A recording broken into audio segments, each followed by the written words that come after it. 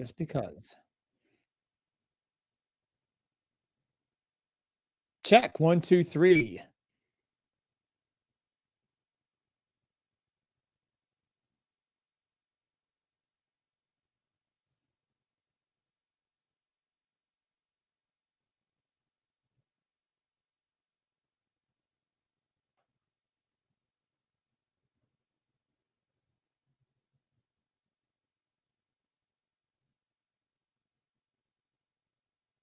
Let's try this. Check 1, 2. Check 1, 2. Check 1, 2. Check 1, 2. Okay. Check 1, 2. Check 1,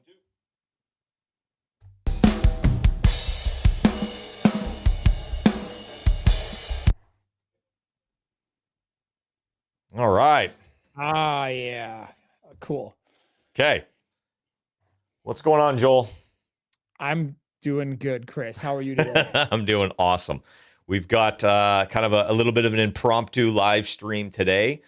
If you guys saw any of our Instagram posts or any of our newsletters, we're going to go through Arcus today.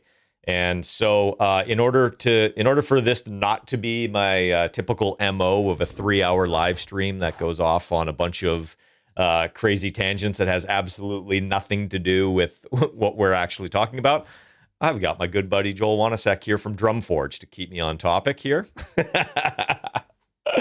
So I just wanted to hang out with you, honestly. Well, so. I do have to apologize ahead of time. I'm a little under the weather today, so I'm not at my usual operating speed or performance level. But I think I'll be able to stumble through this. You've mixed Nickelback. You can quit life. You've won while we're ahead. It's okay. We still love you. Okay, good. That eases my mind. We can go forward. So yeah, I think maybe what we'll do is we'll just jump in here. I'm going to switch over to our screen here. I think we're still good on audio. If at any point in time our audio or video goes down, let us know, because I've got a little bit of a different setup here today. But the whole purpose of this live stream today is this plugin is something that we developed probably a little over a year ago, Joel. Oh yeah, and this is kind of an interesting story because I think that I like gates. Obviously, I'm a mixer. I've mixed a record or 2 or 3. Yeah, you have some pretty fucking awesome ones. But well, thank you. I appreciate that. And I like gates, but I think the way that you look at gates, Chris, is like really interesting how you use them as a creative tool. And I found it inspiring because sometimes when somebody just goes off on some crazy tangent about like something as simple as a gate, you're kind of like, dude, that kind of it changes how I think about gates. And it kind of got me more into experimenting. And then it was like, well, here's the problem with all the gate plugins. Like we need to do this, and this and that. And then we could do this and this and that. And like, we ended up making this really crazy plugin that's really cool. And I think kind of nobody understands how awesome it is because it's advanced, but it's simple. So I don't know. What we want to talk about how, I guess it was how you came to this and like what this is and why it's important. Yeah. Well, and you kind of hit it on the head there. Like I see gates as, and I'm assuming everybody who's probably watching has an idea of what a noise gate, let's call them a noise gate, is kind of, maybe what the guitar players know. But in the studio realm, a gate basically lets signal through when it reaches a certain threshold and then closes. So that way you can get rid of, hi-hat bleed on snare drums, or, tighten up the bleed off of a kick mic, something of that nature. And so typically gates have been used probably in the most kind of like simple form has been to just clean up, let's say, drum tracks, right? So that way when you're EQing a bunch of top end on your snare, you're not also then getting all the hi-hat stuff and whatever, right? Well, as time went on, this is kind of a history lesson for everybody. Condescending History 101 by Chris Baseford. I mean, gates were made really just to gatekeep information from you. Totally, right? So we're basically gatekeepers, and we can, we're deciding to let open the gate for them. We're gonna open the gate for you. Floodgates. God, we're weird. No, but like something that I remember. I mean, we've all heard the effects off of big records, but once I started like really digging into some, like, how did Bob Clearmountain get those big snare drum sounds, or like Randy Staub with the kick drum, where it's like it's got sustain to it. It's not just a do do do. It's a do do, right? And so I started going at those are the sounds that appealed to me. So I started going after those sounds when I was producing and mixing and stuff like that. And ultimately, I found you would still need to use a gate to kind of shape, how long things were sustaining, and you would need a gate to clean things up. But you could also use gates as a tool to, like, shape the sustain or shape attacks or that type of thing. The other big trick that a lot of people would do is they would put gates on room mics and then trigger them with, let's say, a kick and a snare. So the room mics would only open up for the kicks and the snares. And so I was doing that as well, trying to make, get those big, massive kind of 80s rock sounds. And ultimately, the problem that I would always run into, and even still, like, even with plugins, I mean, I used drummer hardware gates when I first started because, Pro Tools was still kind of in its infancy. But there's still so much to be wanted in terms of, like, shaping and controlling the output of the gate. So as time kind of went on and I was kind of chasing these sounds and I was doing all these tricks that I heard of my favorite mixers doing, gating the rooms or keying the rooms and, using a really big, long sample, let's say like a room sample or something like that, and then gating it down to just sound kind of like a bombastic kind of reverby, gated reverb kind of thing. I started experimenting with, like, okay, well, how can I control the tail of all of these different things and all of these different kicks and snares and sounds that I was trying to do. And there really wasn't a good kind of all-in-one option that really worked for me. And so I started playing around with, like, what should I use for this? And there really wasn't a tool. So that's when I think we probably kind of met up, I don't know, a couple years ago, and we started talking about ambient samples. And so I had a concept that me and Andrew Cruz came up with called Drum Soap, which was like these massively long ambient samples, and how you basically record samples so they're way too long and then figure out a way to gate them down. And I'm like, oh, this is going to be the perfect opportunity to make that tool for getting these really, really long drum soap samples down and shape the tails and shape the sustain the way that you want, to where you can ultimately make everything as big or as small as you want. And so one of the other things that I found hard with gates is, like, most of the time when I'm mixing music, I don't know about you, but there's typically, like, a relatively steady tempo of the song, right? And I mean, if you want to mix stuff that people like, yeah. No disrespect to my metal friends. yeah, I'm allowed to troll them once in a while. So one of the things I always found just bizarre is, up until maybe a year or two ago, every single gate plugin or gate hardware unit, or any hardware units I understand, but the plugins, it's like, you set your sustain at, or your release time to 374 milliseconds. It's like, what the fuck does that mean? Like, I know what it means, but it's like, we're talking about music here. Why not say 372 is better, though, Chris? What's that? If your mixes would be much better if you use 372. Way better. Yeah, better. Exactly. But you'd have, like, way more number ones. Well, if it was 371, even more. No. Oh, dude, yeah, because it's got one in it, obviously. Exactly.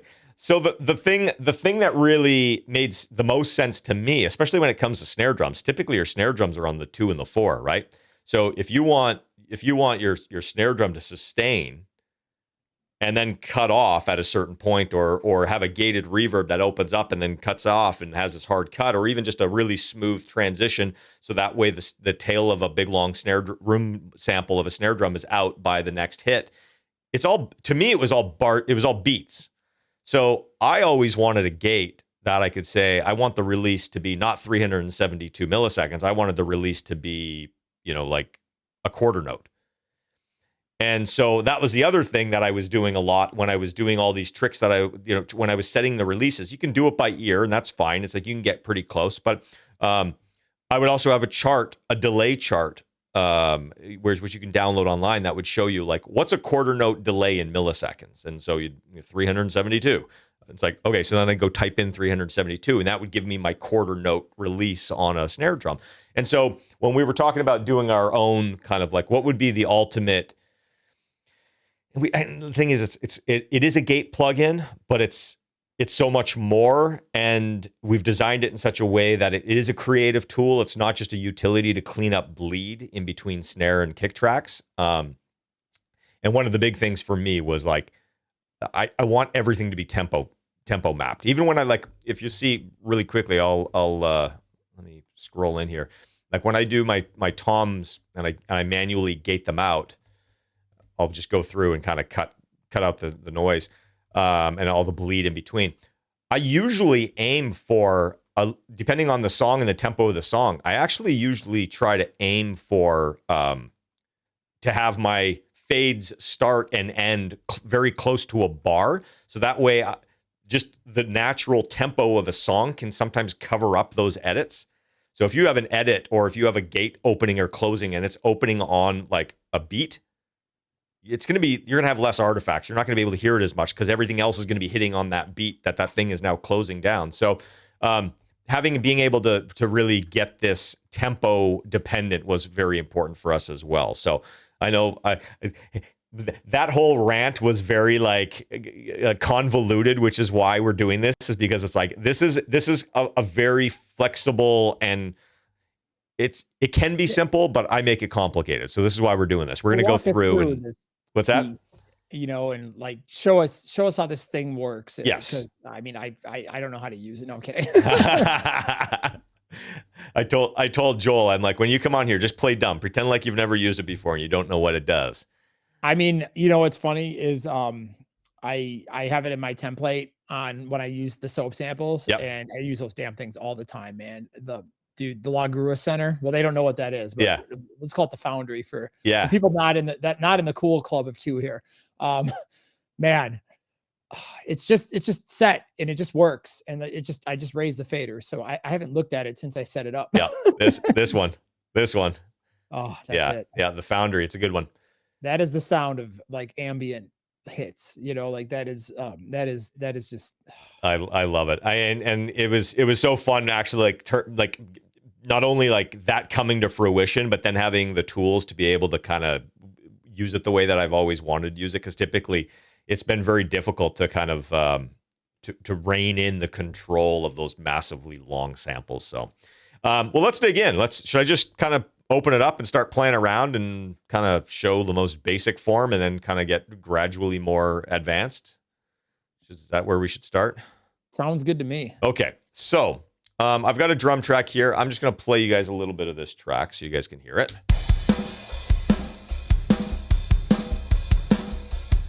Okay. So just kind of rock drum song.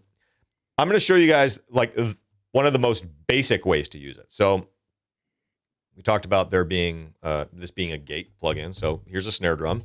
And I think I might have a gate on this channel strip. So let me turn that off really quickly. Ah, the SSL gate. Yeah. Okay, so you got a snare drum. So really quickly, you can use Arcus as just a standard gate, okay? And I'll do a little tutorial style explanation as I'm working through this, so that way people understand kind of what's going on. I won't like blaze over it like I usually do. So when you open Arcus, this is what it looks like. Up here, this line up here, that's basically your side chain, trigger, key, whatever you want to call it. This is the signal that Arcus is going to look at, and you're going to set the threshold, and it's going to determine when that gate is going to open or when this process is going to happen. So you have a couple different options. You can either just use the audio of the track that you're on for that purpose. And so if I play the track, I'm actually going to bypass this. And so that little speaker button will play whatever signal you select. So we can, like I said, you can use the audio of this snare drum. You can also use a sidechain input, which in Pro Tools you set up here. I don't know how the rest of the world does it, but it's probably similar. And then the other cool thing that I haven't seen a lot of gate plugins let you do is you can also trigger this by MIDI. For our key spike nerds who love to use key spikes and all their gating for triggering. Yeah, well, you know what something I've done, and I don't know if we're gonna have time for this today, but something I'll just get people's juices flowing with a little bit. You know, guitars, how some guitars have like a kill switch on them. So like you play a chord, right? I've used Arcus.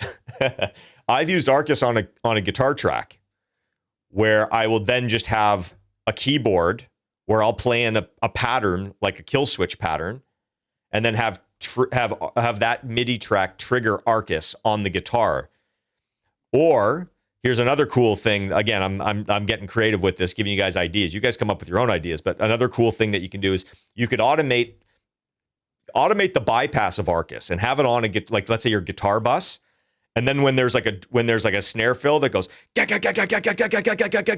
like whatever, have Arcus turn on and follow your snare drum MIDI, and you can set it so the guitar's cut real tight in tempo, in time. And if the tempo changes a little bit, cool. It will follow the tempo. If the snare drum fill changes, it will follow whatever MIDI you've programmed. Like you don't have to go and recut your all those little cuts on the guitar. You can just have it follow the snare drum or I've done this with bass as well with bass and kick drums, same idea. But anyways, I'm getting way ahead of myself. Keep me on track, Joel. Keep me on track. Yeah, hold on a second. One thing I want to add, we're going to give away 3 free copies of Arcus here today. So, just leave a comment in the YouTube thing and we'll pick something. And the key phrase is just write, Nickelback has the best mixes. 3 random people who acknowledge the science of Nickelback's mixes and why they're the law will get a copy of Arcus. In the comment, not the chat. Yeah, in the comments. You got to comment on it. Yeah, cool. Love that. I love free stuff. I love Nickelback mixes. Oh, you're making, you sure know how to make a girl blush. All right, back on track. Okay. So in the most simplest form, I said, I'm gonna tell you how this works in its most simplest form. And then I went to like advanced stuff. But so in this scenario, I'm just going to use this as a gate. And so you can use the audio as your sidechain input or your key input or your trigger, whatever you want to call it, your trigger signal. So you basically just want to set your threshold. You can see this little light lighting up. That means that's when every time that light lights up, it's going to tell Arcus to run through its cycle here. So how I set gates, regardless of whether it's Arcus or anything else, what I like to do is I like to get it really, really, really tight. And so I'm only hearing the attack, and then I'll shape the sustain. So we're going to do that here. You can use milliseconds if you want, and not have it snap to a beat if you really want to do it that way. And you can drag everything around and do all this fun stuff. And this is actually kind of based around an ADSR control on a synthesizer. So if anybody's used a synthesizer or a synth plugin, this will probably look familiar. And it's interesting to me that I don't think I've ever seen this when it comes to drums. I've only really seen it with like keyboards, but this is how you shape like wave synths and wave tables and stuff, and just like noise generators with a synth. And so what I'm going to do, we're just going to take all of this stuff and we're just going to make it super short. And we're going to turn it on. Let's go shorter.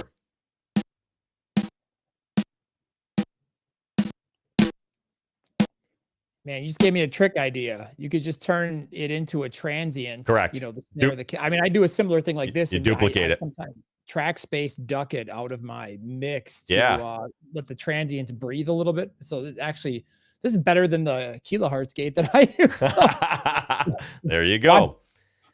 You learn something every day, don't you? I'm like, damn, that's like really precise. Like there's no, wow. Yeah. Yeah. And then the other cool thing about it is if you then switch it to, change it from milliseconds here, to BPM, and we can tighten everything back up again. So let's go super short. So this is a 16th note triplet, right? And then again, if you're, you know, obviously that's not supernatural, so you can.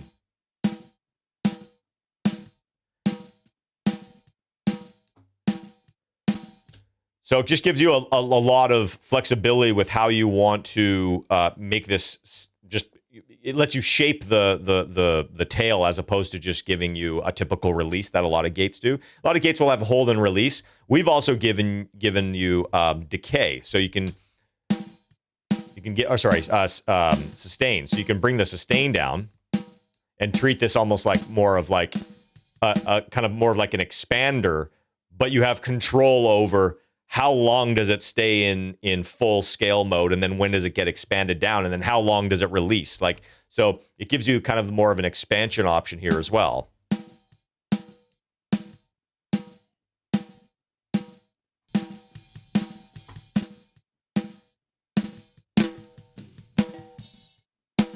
So if we go back up, just full sustain.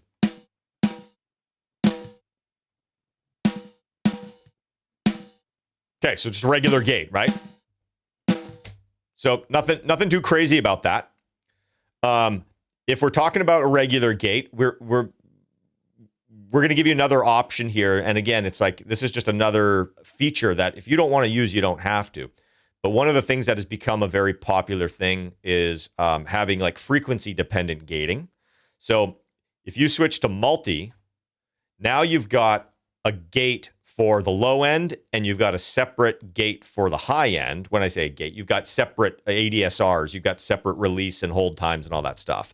So if you want, let's say the gate, once you've compressed everything, that snare drum, the high end kind of going out, kind of sounds a little too gated, but when you EQ, the hi-hat's too loud. So you want to leave kind of the meat and potatoes of the snare ungated, but gate out some of the top end. You can do that here, and it's completely independent. So let's go on. The kick drum that's like got it too long of like doom at the end of the tail. No, it's like you got that double bass section or something. There's no such thing, Joel. There's no such thing as too much doom ever. I mean, okay, I am a Randy. I'm kidding. Fan, I'm kidding. You know, I'm kidding. But you know, I'm talking about my metal friends who are the drummers. Just they're drilling it.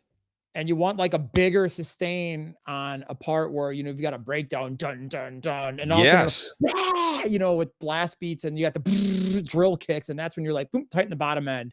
And that is really, really powerful. Well, and so here's the really cool thing about, so let's say you were to automate that. Okay. So let's say in the verses, you wanted the kick drum to go do and just sustain for a quarter note or a half note, right? And then you get to the double bass section and you're like, oh man, I can't do that. Now I've got to go through and I've got to change all my release times and all my sustain times and all that stuff like that.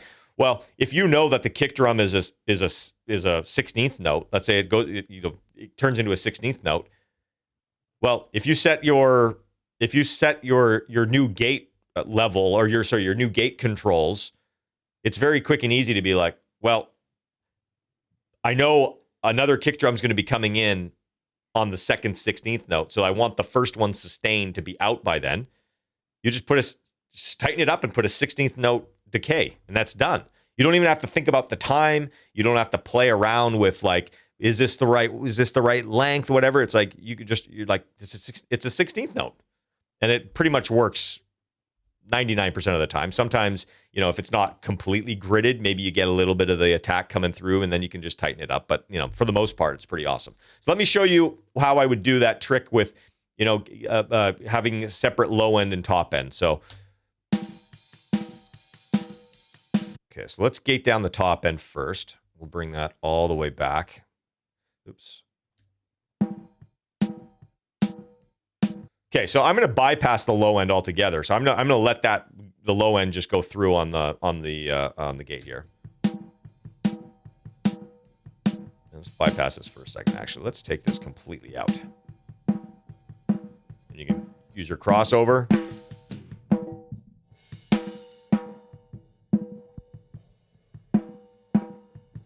All right, right, so let's turn this on and let's gate that kind of the body of the snare down a little bit.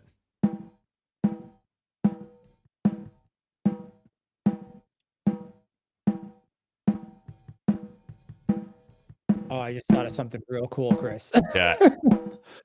I didn't even realize you could do it with this. Keep going, but man, I just thought of a really cool trick. See, and that's what's cool about this. When people start playing with this, they're going to come up with stuff that they never thought of. And this, what we're doing right now used to take me like 4 plugins to do, and I'd still have to calculate the time of the grid and all that stuff. Like it is pretty cool once you kind of figure it out and get your head wrapped around it. So, all right. So now I've got the. What? Oh, you want to share your idea? I want to hear it. Yeah, give me 10 seconds. Yeah, do it. Let me get on my pulpit for a second. One of the things Joey and I used to do back in the day is, if you think about like a tom fill, right? What do you have? You have a fundamental, you have a transient. Yeah. And the problem with the fundamental is like everything above it, when you have a cymbal, like a crash cymbal, you just want that attack so you can EQ it really good. So what we would do is you would manually low pass filter. Yes. And then you get the ring and you could get all the cymbal out of there. And I'm like, oh my God, why am I not doing this with a multi-band gate like this? Because you could literally have the transient on the top go through, leave the bottom wide open, and just pull off the cymbal and just get that little tick that you want so you can EQ the piss out of it and make the tom sound awesome, but get all the bleed out of the ring. I'm like, why haven't I used this plugin for that? Well, and because you can adjust all the controls with the tempo, you can also make sure all of that thuddy fundamental is out by the next beat so it doesn't go woo and muddy everything up. Another great. Yeah. Can you get rid of the doom? Yeah.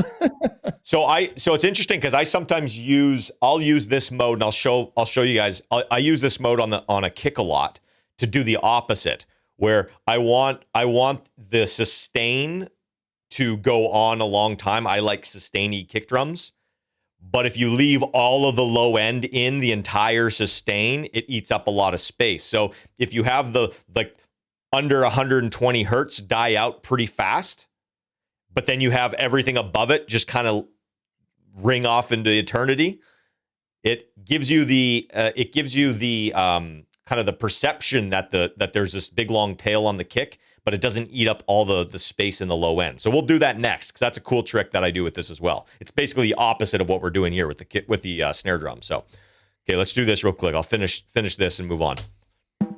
All right, so now.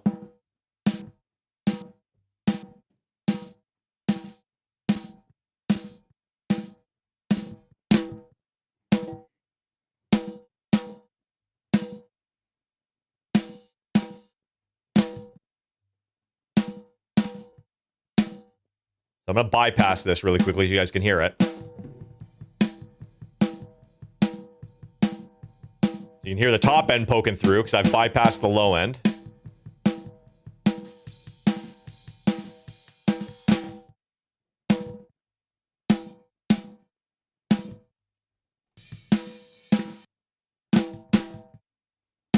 The other thing that we've included here, because I didn't even mention it yet, we also put an EQ in here because one of the things that I find when you do this, especially when you're doing this multi-band mode, and you can use the EQ whether you're in multi-band mode or in wide mode, but I find when you get rid of the tail of the high end, all of a sudden the snare starts sounding dark, even though it's not. It's like all the high end is still in there for that first 16th or dotted eighth or whatever, but it comes across as being a little bit dark. So instead of then having to go to another plugin, you can very quickly just do a little tilt on this.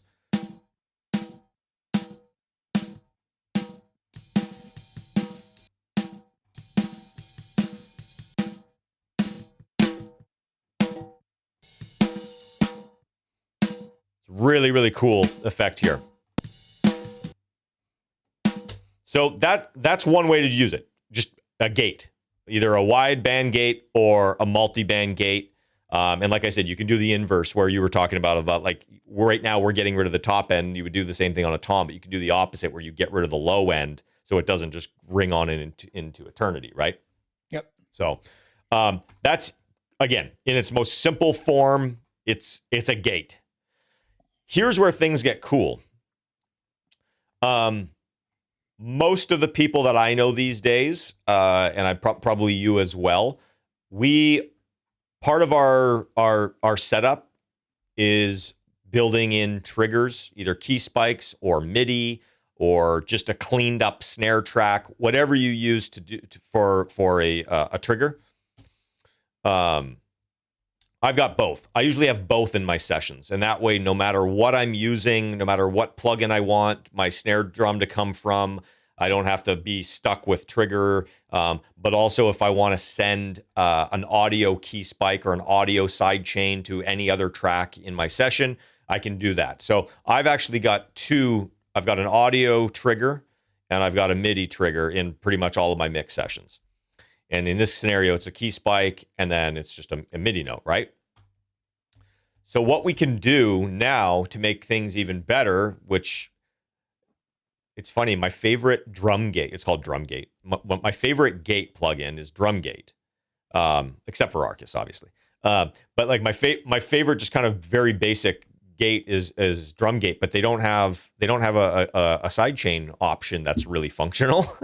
So it's kind of, it's like, fuck, why not put that in? It's so easy to do it. But this gives you the option of both. So I can do one of two things. I can either just send my snare my snare trigger. I can send my snare trigger to the sidechain input. And these are all always set up in my IO setup here. And so now when I play this, I'm going to listen to, actually, let me go to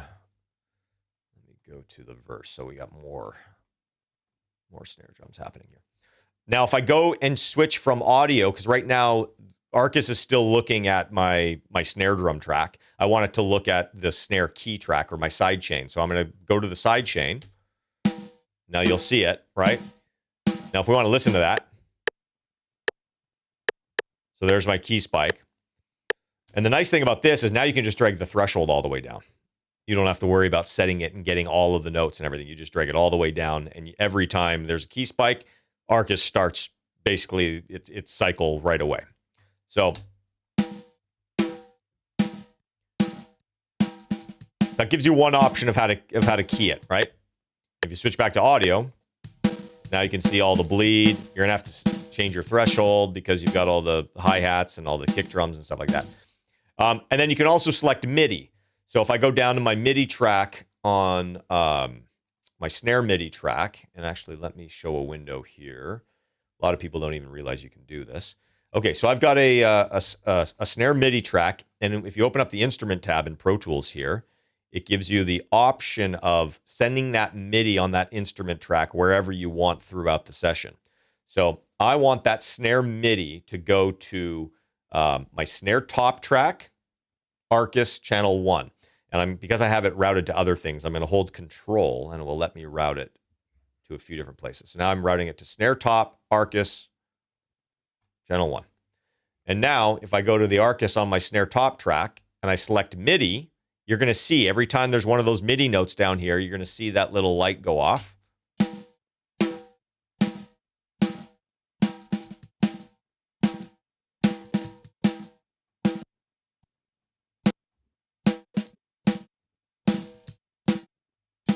And now you've got a perfect gate every time. And you can very easily tempo map it, right? So again, most current or most simple state, it's a gate plugin, right? But it gives you all the options of triggering. It gives you the tempo syncing control over the decay and the release. It gives you the multiband option where you can go in and set those completely independently. With you set the crossover, you can make up for some of the frequency, the apparent frequency change with the tilt EQ. We've just kind of built all of those things that I used to do with like 4 plugins into one, and then tried to make it easy and relatively comprehensive and give you all the options that you might need. So I don't know anybody who's using Arcus as a gate except for me, and you probably should be. I mean, I will be at the end of the day. Yeah. So. Well, and especially if you've already got key spikes and you've already got you've already got MIDI, this is an amazing gate plugin. One thing I didn't show, and I will just show it since we are here, because a lot of other gate plugins have it. If you are just using the audio from your from like the snare track as your sidechain input. We have given you some basic filters to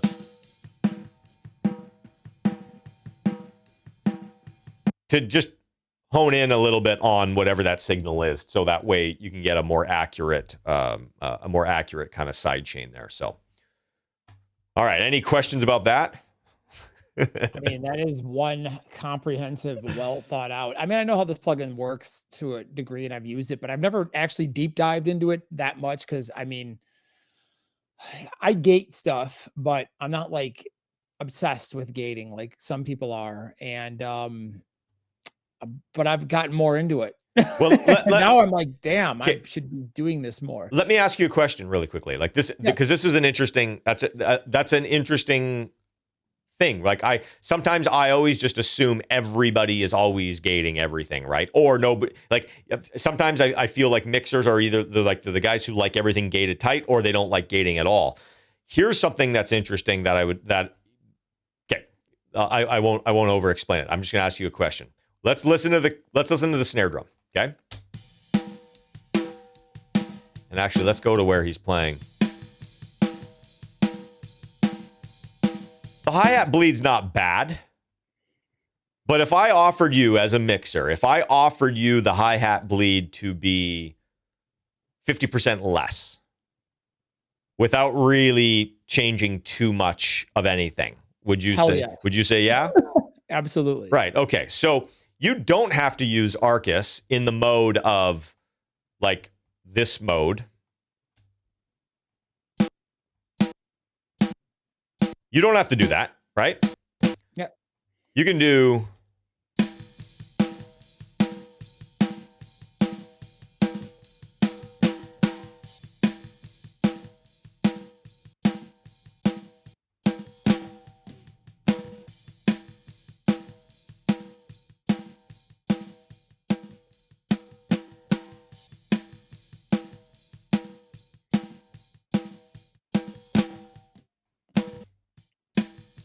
it's like the expand or the range control on the SSL gate, but with actual control over the range control over it just being one knob. You know, you can adjust every parameter exactly. Every single parameter. It's like you open up the SSL plugin and you said, okay, now give me control over every single part of this. Yeah. Right? Crazy. I mean, I love that gate. I have a bunch of the hardware ones sitting next to me and I use them all the time. I do too. It's a great gate. Yeah. But obviously it's got limitations. Yes. And you know, this doesn't.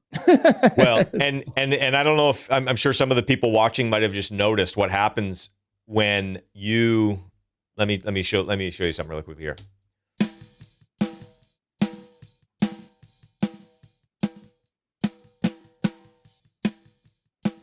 What does that sound like?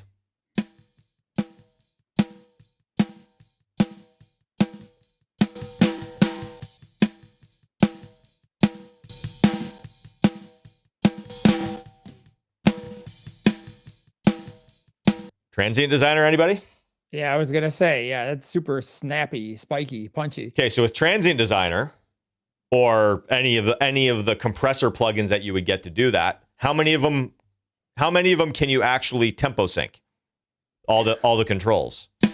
Right.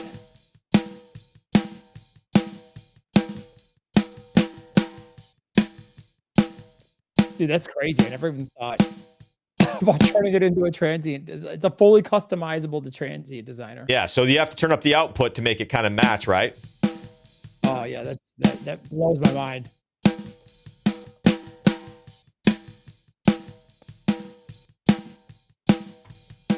But I mean, you're right. That's what a Transient Designer is. It's just volume and an envelope. Okay, really. so now let's do the opposite.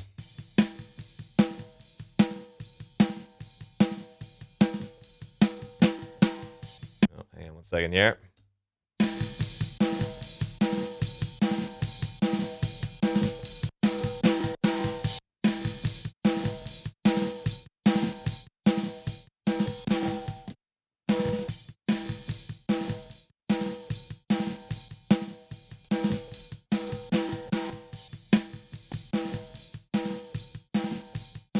So now you can shave off the attack. I love that. That's a trick I do all the time, especially like when you're in a scenario like when I was recording back in the basement 20 years ago, and I had a drum room the size of 10 feet by 10 feet by 9 feet high. Yikes. You know, basically we'll call it a booth. And I didn't have any room mics. It's like you kind of had to bullshit it. So how did you do that? What you did is you would take your overheads, you would duplicate them, you would do the inverse transient designer trick here, like you'd remove all the attack Yep. and maybe move them back in time depending on how it sounds, put some reverb on them, and now suddenly you have some sort of usable, and you do a little bit of like high and low pass, but you could take a overhead performance and with a little bit of manipulation and luck, and of course you got to really listen to like the phase and stuff, but if you play with it in 5 minutes, you could have a pretty decent fake room. Yeah. And you can just bake it into a template. And then every time you track drums, you can just drag the audio down onto the molted track. Yep. Now you got room mics. Totally. And again, it ain't perfect, but come on, you're taking a 10 by 10 closet and turning it into something with some ambience in it. Totally. And the other thing is, even if you have a big drum room, there's scenarios where you're like, I love the sustain of it, but I don't love I find, we'll get into this in a second here because I'll show you kind of one of the tricks that you can use for this. Actually, maybe we'll do that next. Putting a gate on a room mic and having it key off the snare, right? Let's just do that really quickly. Let's go do that. I think this is a kind of another great use case. I find, and what I was going to say was, I find even when I have a bunch of room mics, I find the attack sometimes just kind of like boxy and kind of doingy. And so it's like, I want the sustain of it, but like the boxy kind of, I don't want to EQ that out completely because then the tail starts sounding like thin and bodiless, but I don't want it in the attack either. So I can use this to get rid of that in some of the room mics as well. So let me just turn on a room mic here. See what we got in terms of room mics here. Let's see what our options are.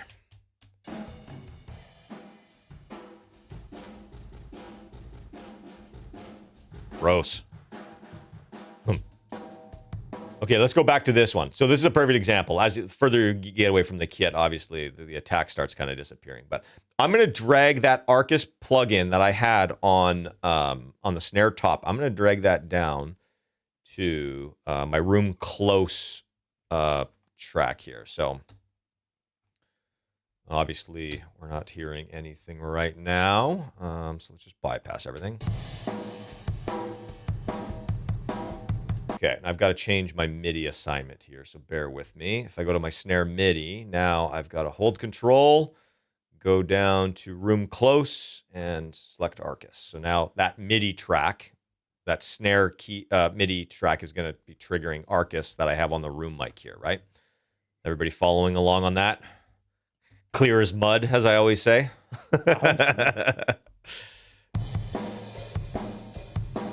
Okay, so we can see the MIDI's triggering it, right? So let's reset all these controls real quickly here. All right, so now we're going to turn this on.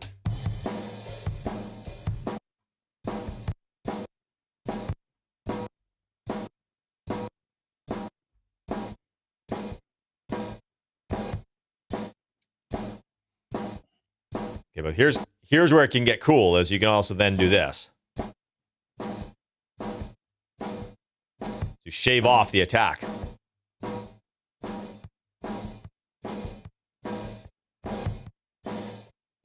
Actually, let me turn on the snare drum so we can hear it with it.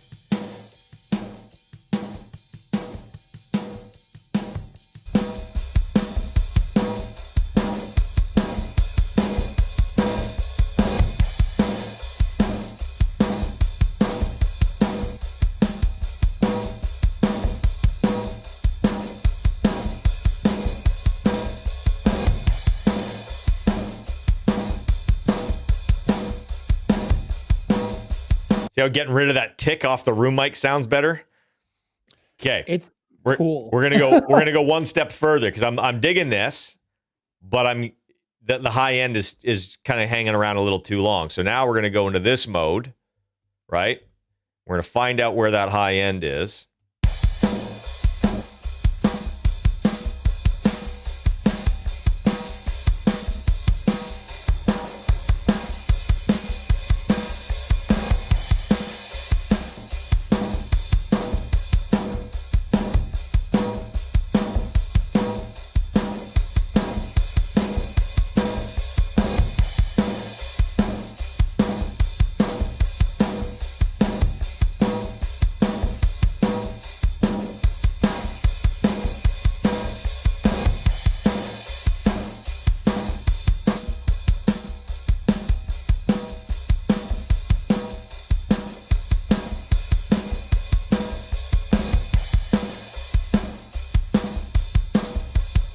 bring this down a little bit.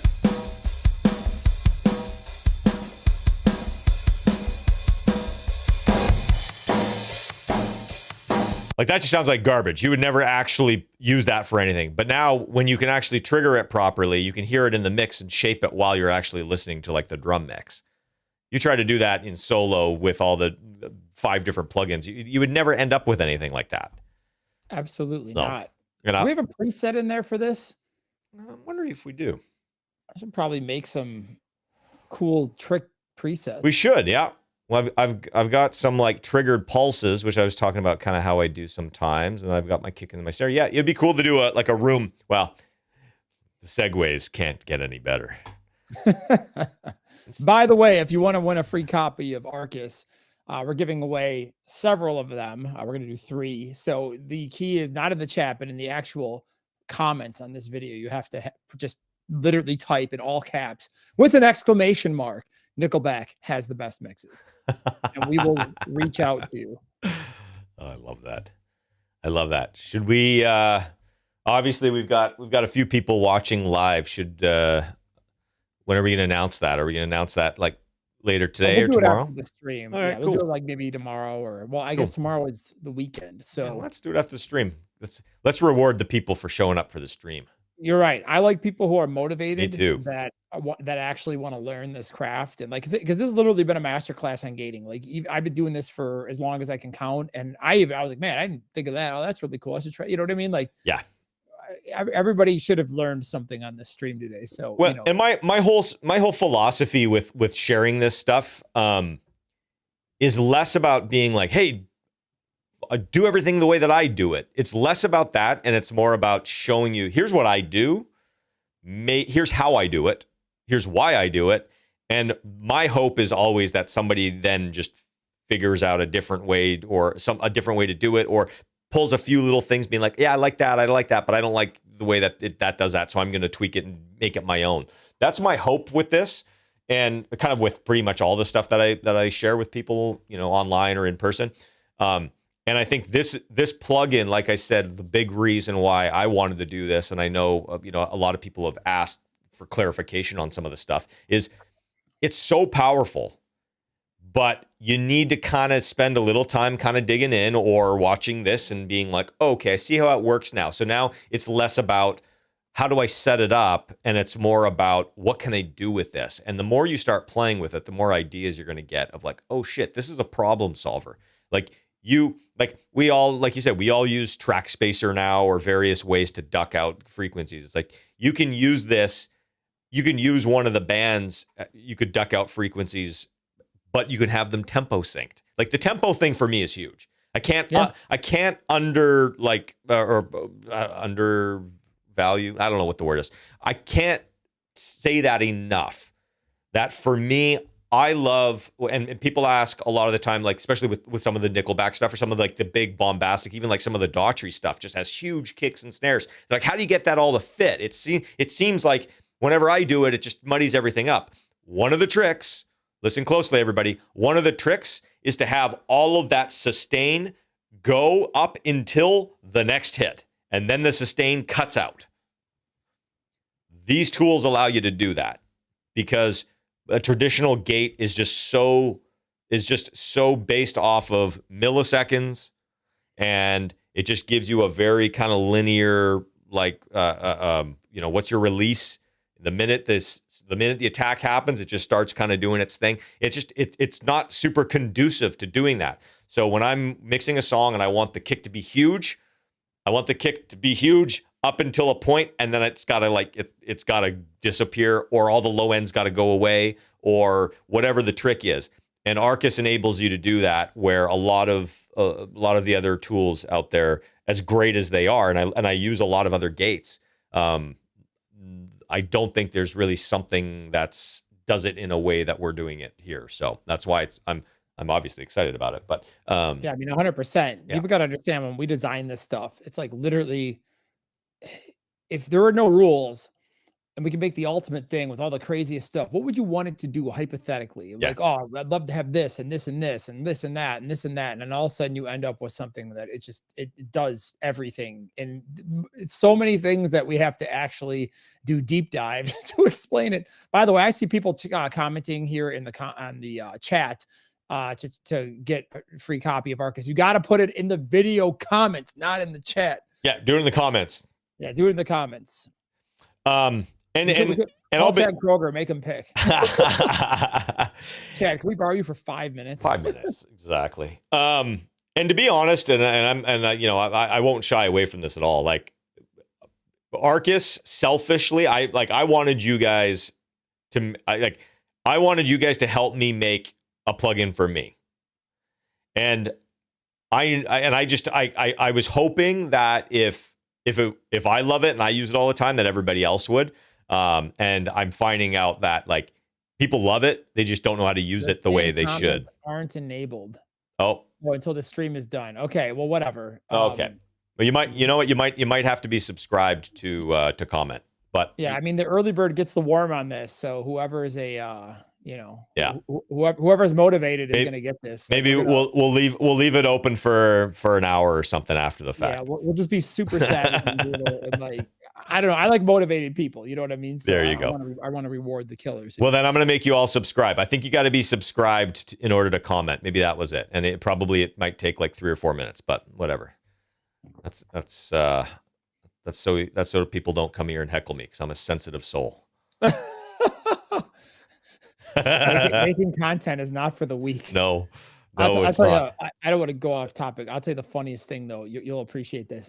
I put up a video where I was talking about when sometimes you've maxed out your bus compressor and you want more bass and you can't push it anymore because the thing is like it's in the sweet spot. Yeah. Just like I just need a little bit more level, so you can take the bass and outside. And I had the 0 dB button in on all my faders on my board. Yeah. So dude, the amount of comments like, you should learn how to gain structure, moron. And I'm like, you should probably get your eyes checked and see the 0 dB button. I'm like, I mixed a few number ones. I kind of know how to gain structure a console. I don't, neither less the fact that I have one of my students, just materialized. If, like, come on.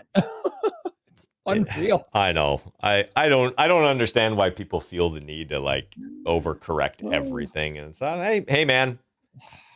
Opening doors for themselves career-wise. That's what they're doing. They're just kidding. They're making great connections and doing a great job networking. No kidding. So anyways, jokes aside. No, that's great. It's great. So the last thing I showed you guys, we were using Arcus on a room mic, right? And so that will let you can key it from, wherever, kicks, snares, all that stuff. Let's actually show you guys the kind of the genesis of why Arcus needed to exist versus just me continuing to do it on other gates. And that was the Drum Soap library. So again, for those of you who don't know, if you go to drumforge.com, there's obviously Arcus. And I highly recommend you. Is there like a fully functioning demo for a certain amount of days online, Joel? There might be. I'm not sure if we, God, Dan, I wish I had the answer to that question. I'd have to look it up. But we started doing demos on software, and we hired some new dev people and programmers and stuff in the last year. So it's like there's all these things that have happened, and I don't know what. There's so many things that have changed and have been updated, and like, dude, it's like I'm overwhelmed by it. So well, hopefully it's there. Yeah, hopefully it's there. If not, just buy it. You won't regret it. So part of Arcus, when we first released Arcus, it came with a drum sample library called Drum Soap, and SOAP is an acronym for Sounds of Ambient Places. And so I just wanted clean drums, but that's fine. What's that? I just wanted clean drums. Oh yeah, exactly. Clean, definitely not clean drum samples ever. So they're not clean at all. They're like, they can get, I was going to use another, they get really washy though. Okay, we should get out of this studio more, dude. I know. This is brutal. This is brutal. I love it. It's funny. Okay, so Drum Soap, basically, you were talking about that scenario where you're in your 10 by 10 by 9 room, and you're like, how do I get this to sound like it's in a big room? That's what drum soap does. And so if you could just take a kick and a snare and tom triggers for all of your close mic stuff in that little room and then trigger drum soap, it would sound like you recorded in an aircraft hangar, right? So I mean, easy peasy. yeah. So I've got trigger here on, we're going to switch to a kick track here. I've got trigger loaded up with a drum soap preset here, which is the Foundry. Man, that's the best one. It's so good. Giving away we're supposed to be gatekeeping here on these gates. Well, our Arcus is being triggered open and letting out all the secrets. You're giving them the real stuff here. Oh man. I love it. I love it. That's what we're here to do. Come on.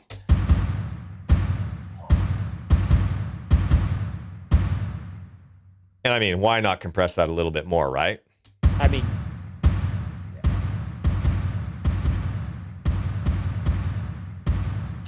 okay. Silly, just fucking silly. Great for like deathcore, or sorry, this is great for like, what is that genre of? I've lost my mind. I can't even think of it. Like, whatever, grindcore. Thank you. Perfect for grindcore mixes that are like 220 and faster. Yeah, just have a woo through the entire fucking song. So that's obviously just a silly long ambient sample. I'm going to mix in the live kick so you can just hear kind of what that does as well. So bear with me for a second. I'm going to let you guys just kind of be a fly on the wall for a second here because I don't have any gates or anything set up on my kicks. And yeah, just watch me for a second. Watch me.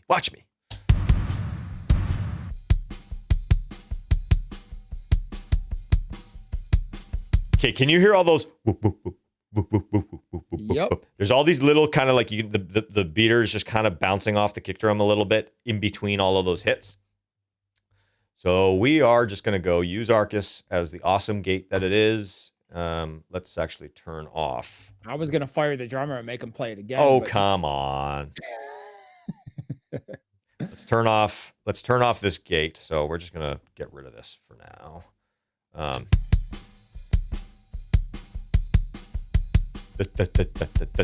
So you got all those little guys in there. So we're going to trigger Arcus.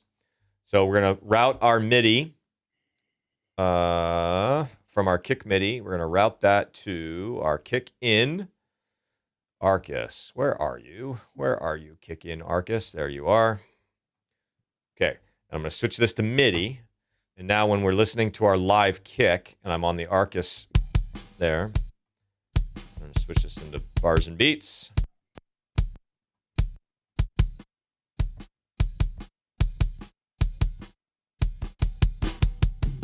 We're going to go one step further. We're going to go into multiband mode here.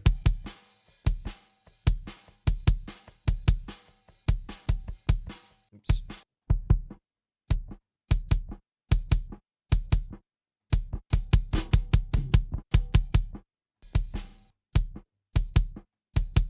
Okay, cleaned up, right? Easy. Oh, hey now. Okay, settle down, soap.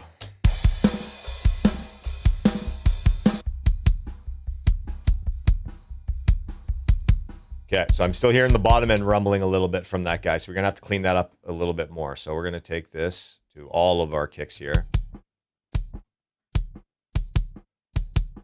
And we're going to have to, let's put this out there. No key spikes. Put this out here. Okay. And on the sub, we don't need this crossover. Let's go back to this.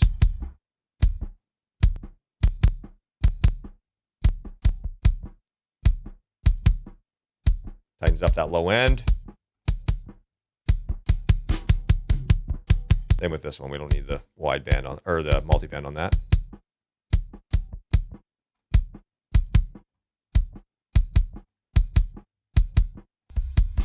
So we went from this.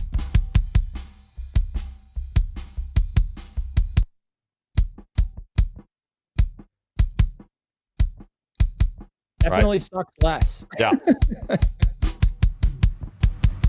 Now, if I was only mixing just those mics, I'd probably actually let out the sustain and I would just kind of tailor that a little bit more. But what I'm going to be doing now is adding a big, long soap sample. So I know I don't need all of this stuff over here to kind of hang around for too long. So now we've got, now I want to get that big ambience that we're talking about. So I've got trigger loaded up with a soap library here. Let me move that over there so you can see it, right? Right?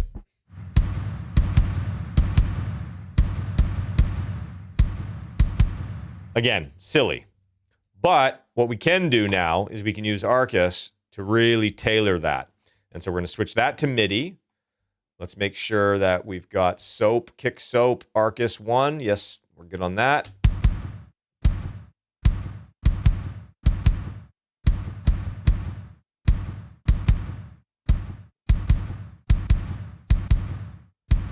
So there's another trick. When you use big ambient room samples, a lot of the time you can lose a little bit of clarity on the hit. So something I will do, I don't know, say like 50-50. Yeah, maybe 50-50. I will have the attack of the ambient sample shaved off. So you have attack from the real kick mics, and then the ambient sample comes in to sustain. They're not all happening at the same time. So just listen to the attack on this kick drum, and you can kind of hear the difference, right?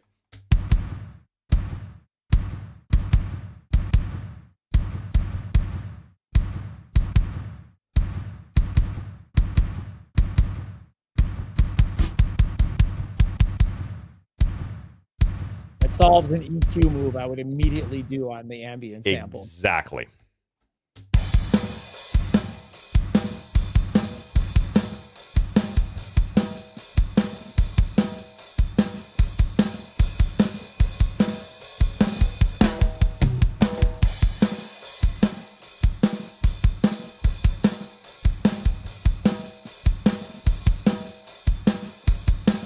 Okay, we gotta put some soap on that snare drum. All right, let's do dirty snare. Let's do the same thing for the snare. What do we got going on here? Oh, we got our big boy again. Okay, cool. All right. The Foundry just shows up again. Shows up again. It must be good. They probably need to get it. It's a good one.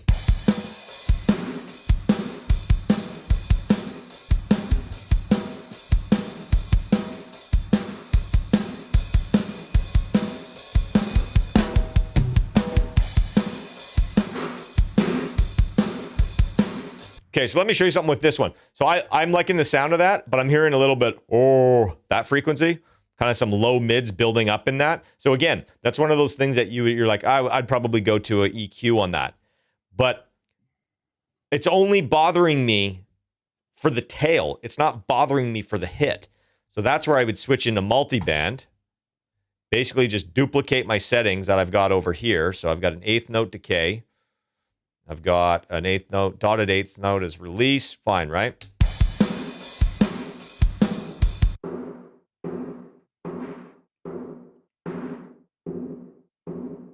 Okay. And I'm just going to shorten the decay of the body of the snare room. That's it.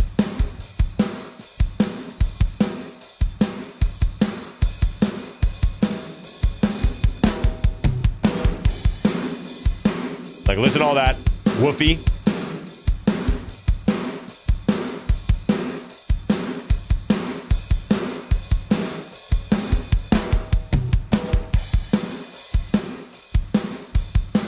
Now, obviously, we're listening in solo, so everybody's like, well, it sounds like 80s reverb. Once you start putting a big track in, these are the tools that when everybody wants to know how guys like you and me get big sounding mixes with these massive drum sounds, these are the tools that when you're listening with the whole track going, that you got to go in and fine tune and just find those pockets of, I literally have an eighth note that has a lack of whatever frequency that I can fill with the drums, but only for that one split second. Then it's got to die away. And this basically gives you all those options to really fine tune. Yeah, I want the high end of the soap sample to ring for, a half note, but I can only have the woofy body of it happen for maybe a quarter note. It's literally the secret sauce. I mean, it's such a powerful trick. It is. And so forget about soap for a second. there's a if shameless plug day. I'm totally not this guy. I promise I'm not. If I go to my Drumforge, the drum shots, there's a drum shot in here. I got to bypass all this stuff here. Some of my kick drums are long, right?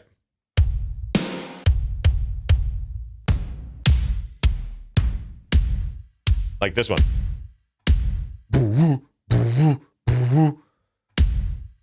For Nickelback. Of course.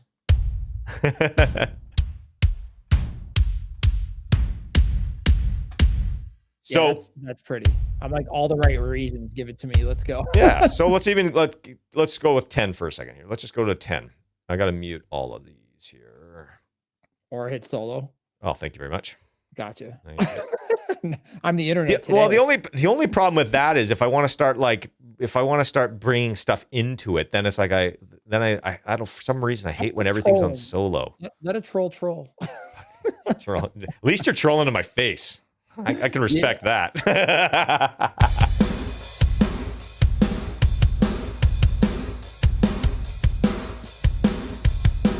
So what we're going to do right now is I'm going to answer the troll who's like, yeah, man, but I don't use big, long ambient samples, so this doesn't really work for my workflow. You're also not on the chart, bro, so settle down. Ooh, shots fired. Shots fired. Shots fired. But I had to, sorry. I love it. I love it. But here's one of my favorite kick drum samples that I use. It kind of goes into just about every song I do, at least as a starting point, whether it ends up staying or not. But it's in my kind of my trigger preset. You know, when it pops up, I've got options, and this kick 10 in my drum shots pack is one I use a lot. Okay, so I wouldn't consider that an ambient sample by any means, but when I put that in this drum beat, listen to what happens.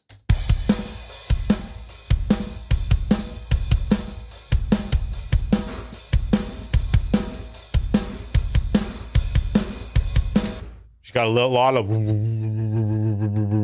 right, and so I've also had people troll me and be like, man, I tried your kick 10 and it just made my mix sound all muddy. I'm like, all right, well, if your song's at 120 BPM, sure, it might sound muddy. If it's at like 80, it might sound fucking awesome. This is where you have to do your job as a mixer. And you have to say, okay, cool, I've got this big boomy sample that Baseford thinks sounds so fucking great, but doesn't fit in my mix. Well, here's how you solve that problem. I knew there was a reason I didn't see their mix in the top 10. Okay, so we've got. Can't help it today. It's so good, so good. We're gonna send the instrument kick MIDI to our. It says soap, but this isn't soap anymore. This is just one of my drum shots. Okay. We're going to use Arcus to control that woofy bottom end while still giving us length out of this kick drum, okay? So let's switch to MIDI. So we got super accurate, don't have to mess around with any levels or thresholds.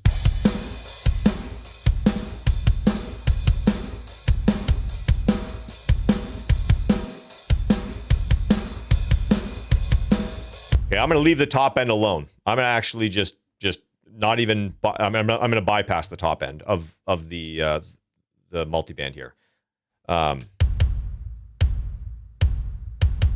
Switch to, where's our BPM? There we go.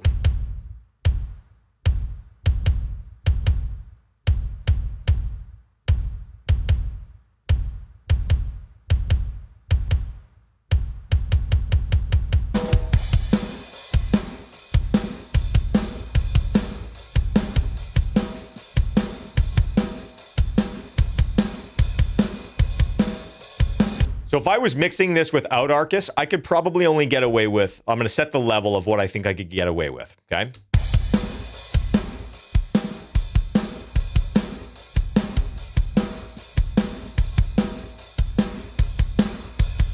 And I'd probably have to EQ out some of this. Hang on.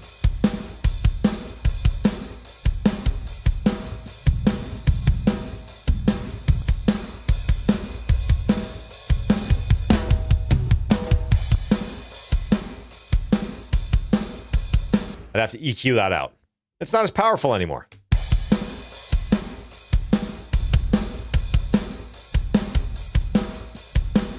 It's still cool, but it's not as powerful. Mean kick drum. It's one of my favorites. Totally Randy Staub inspired, if you couldn't guess. I mean, probably why I love it. Okay, so now if I turn Arcus back on, where I'm just gating the low end, I'm just gating out the low end, and I'm tempo syncing it so that way it's lasting. When it starts to decay down and cut off, everything else is pulsing. So Arcus is pulsing is making everything pulse together. Everybody talks about pumping, right? And some people like pumping, some people don't. When people like pumping, it's because it's pumping in time. That gives you excitement, that gives you energy. If you can get your gates and your compressors and all the stuff to kind of like pump in time, it will help clean things up a lot, and it'll let you push the level of something. So like I said, without Arcus, I couldn't get this drum sample up very loud because the low end just made everything muddy. Now when I get the low end rolled off, not completely, but I just want it to die out quickly.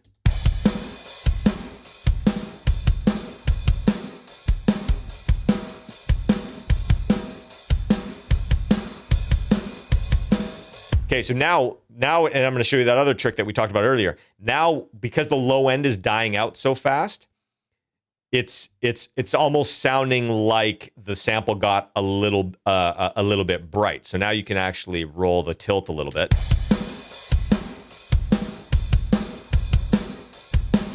Probably a little too much.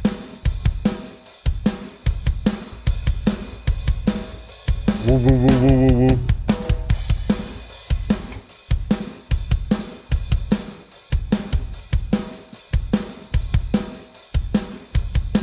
So I'm gonna do something really severe with this.